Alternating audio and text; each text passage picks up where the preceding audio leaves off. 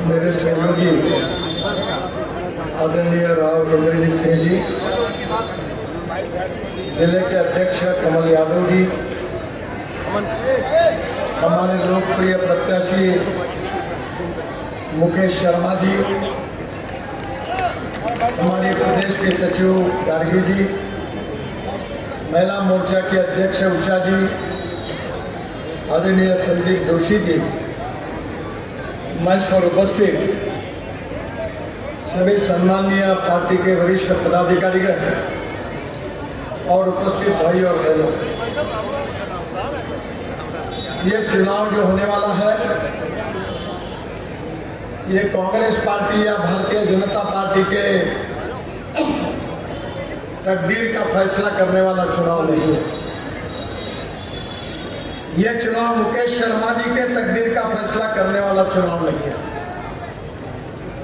यह चुनाव सही अर्थ में अगर होगा तो हरियाणा की जनता का और गुड़गांव की जनता के भविष्य का फैसला करने वाला चुनाव है। मैं इसलिए ये बात कर रहा हूं कि हमारे देश को स्वाधीनता मिलकर 75 साल पूरे हुए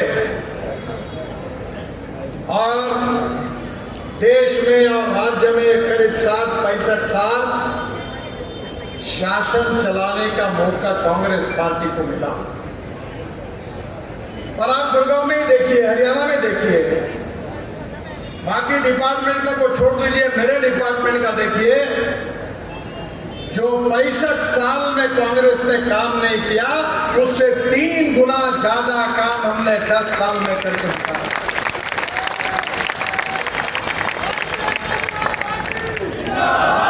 मुझे याद है, मैं क्षमा प्रार्थी हूं क्योंकि दिल्ली से जयपुर हाईवे के कारण मुझे भी बहुत तकलीफ होती है। पर 2009 में ये बात कांग्रेस पार्टी का था, उन्होंने एक को काम दिया, जो कॉन्ट्रैक्टर देश से भाग गया, 9 बैंकों को डुबाकर काफी झगड़े हुए, कोर्ट में मामला गया, अनेक कॉन्ट्रैक्टर बदले गए और हम लगातार कोशिश करते रहे।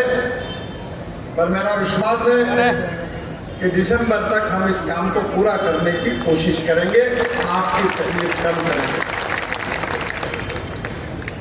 बहनों और भाइयों, गुड़गांव दिल्ली से लगकर और दिल्ली एनसीआर में केवल मेरे विभाग की ओर से हम 65,000 करोड़ रुपए के काम कर रहे हैं।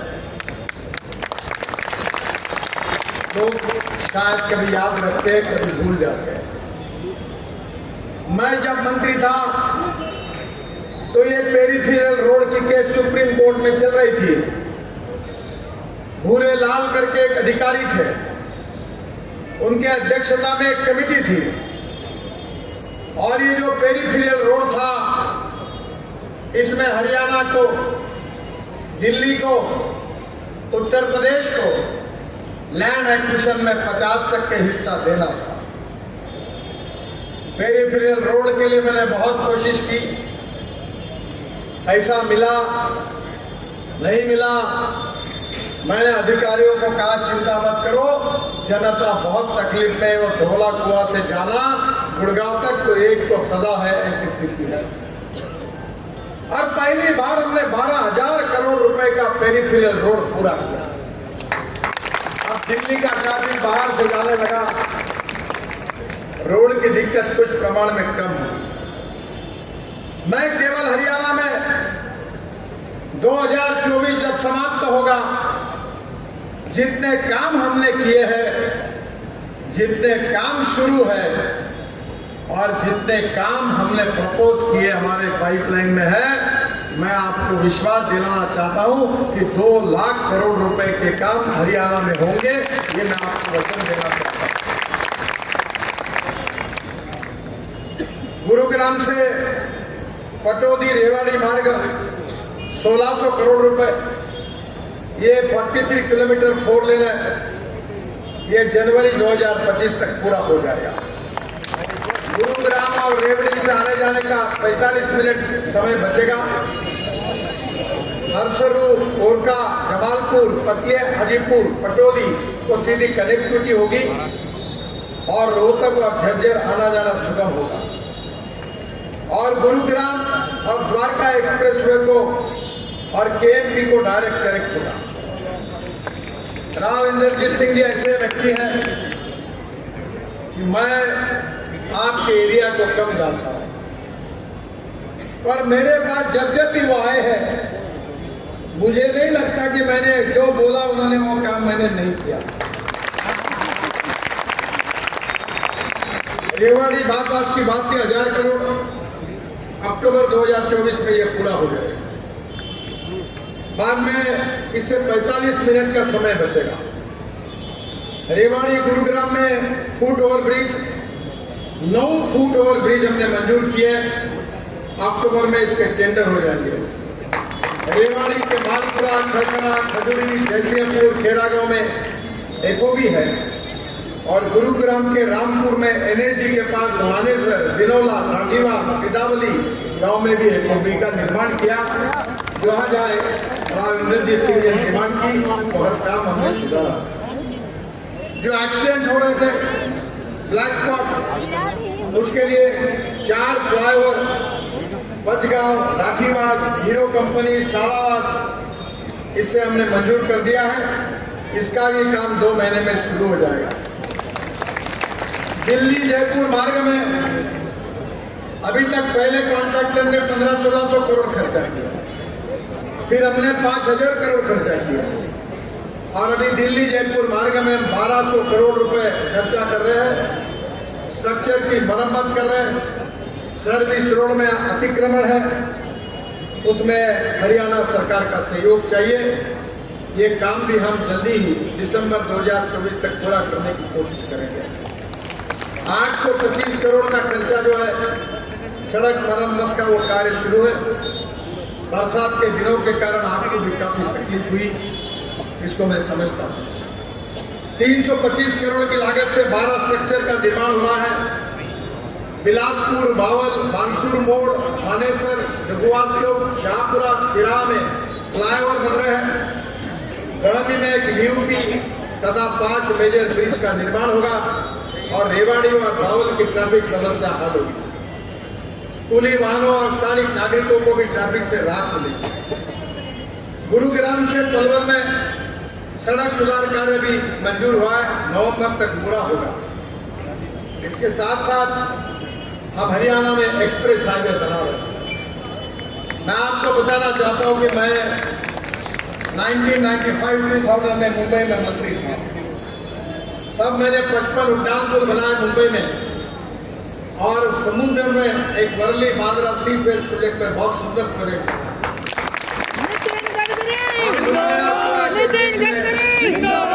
देश का पहला एक्सप्रेस हाईवे का निर्माण किया। तब से हाईवे मुझे चिपक गया। मैं इंजीनियर भी नहीं हूं और एक्सपर्ट भी नहीं हूं। मैं तो किसानों में काम करता हूं। मुझे 9 डॉक्टरेट्स मिली है, उसमें से 5 डॉक्टरेट जो है वो एग्रीकल्चर साइंस में मिली है। मैं 4 चीनी मिलें चलाता हूं, अल्टरनेटिव फ्यूल और बायो फ्यूल पे काफी काम करता हूं। और ये जो दिल्ली मुंबई एक्सप्रेस हाईवे है, इसमें से मुझे थोड़ा माफ करना, मुझे गुड़गांव ज्यादा मालूम नहीं है। ये जो सोना के तरफ रोड जाता है, सोना के बाद गलती हो गई। आजकल में नीचे में रोड, ऊपर में फ्लाईओवर, उसके ऊपर में फ्लाईओवर और उसके ऊपर में मेट्रो, 4 लेयर। पुणे में 50,000 करोड़ के फ्लाईओवर बना रहा हूं, चेन्नई में बना रहा हूं और नागपुर में भी मैंने बनाया। नीचे में रोड, ऊपर में फ्लाईओवर, उसके ऊपर में मेट्रो। और मुझे ये पहले मंजूर हो गया। जब मैं गया देखने के लिए तब मुझे लगा कि नहीं, इसको बड़ा करना चाहिए। अभी जो बात आपने कही कि धौला कुआं से लेकर गुड़गांव आने तक काफी ट्रैफिक जाम होता है, पर अब द्वारका एक्सप्रेस हाईवे का निर्माण 30-35 किलोमीटर है और लेन वाइज अगर हिसाब करेंगे तो 572 किलोमीटर है।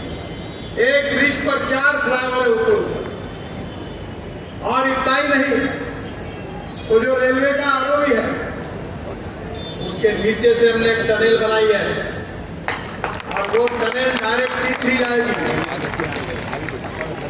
और T2 भी जाएगी। और मैं आपको बताना चाहता हूं, गुड़गांव से एयरपोर्ट जाना होगा तो आप 12 से 15 मिनट में पहुंच जाओ। अगर आप पानीपत से पहुंचना चाहते हो तो UR2 बनाया 10,000 करोड़ का हमने, उसका भी अक्टूबर में उद्घाटन होगा और उस रोड से पानीपत से निकलकर हमारे द्वारका एक्सप्रेस हाईवे को कनेक्ट होके आप नीचे से टनल से T2 T3 पे जाएंगे केवल आधा घंटे। अब दिल्ली का चक्कर मारने की जरूरत नहीं है।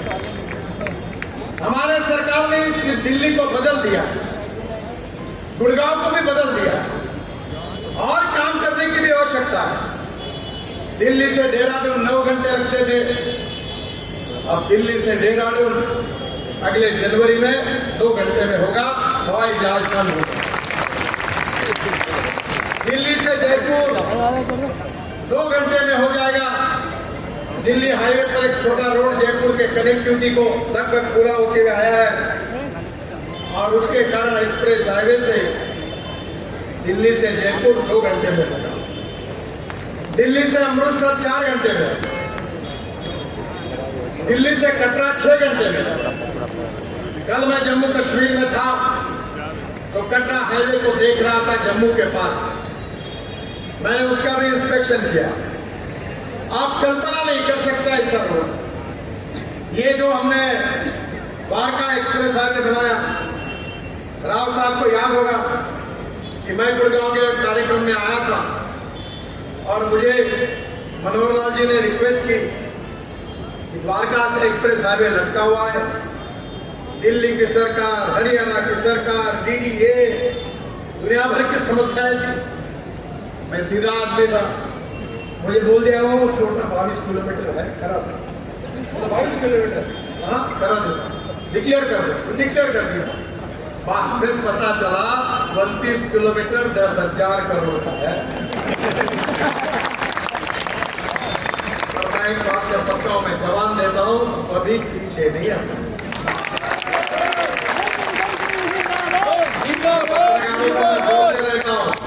कि मेरा भाषण ठीक से रिकॉर्ड कर लो, अपने बात जमा कर लो, रोज देखते जाओ। अगर मैंने कुछ भाषण में घोषणा की होगी, काम नहीं किया होगा तो ब्रेकिंग न्यूज जरूर लगाओ।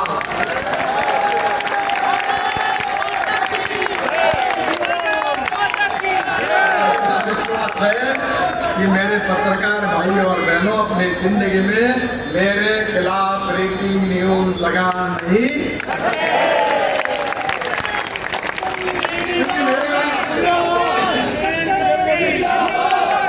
ये भी धमक है कि मुझे अगर कोई काम नहीं करना है तो मैं बोल देता हूँ ये काम नहीं होगा। मेरे कॉन्स्टिट्यूंसी में मैं भी तीसरी बार लोकसभा चुनाव जीता और ऐसी कांग्रेस ही जीती। 40-45% शेड्यूल कास्ट और मुसलमान, तो मैंने 50,000 लोगों के सामने कहा था कि मैं अपने सिद्धांतों के साथ कॉम्प्रोमाइज नहीं करूंगा। जो करेगा जात की बात उसको कसके मारूंगा ला।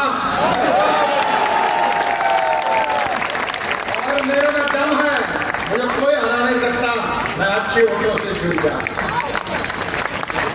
क्योंकि आदमी उसकी जात पंथ धर्म भाषा और शेख से बड़ा नहीं होता, उसके गुणों से बड़ा होता है। इस समाज की जातिवाद, अस्पृश्यता, उच्च नीचता का भाव समाप्त होना चाहिए और समाज में सामाजिक समता और आर्थिक समता, सोशल इक्वालिटी और इकोनॉमिक इक्वालिटी एस्टैब्लिश होनी चाहिए। यही हमारा कन्विक्शन है।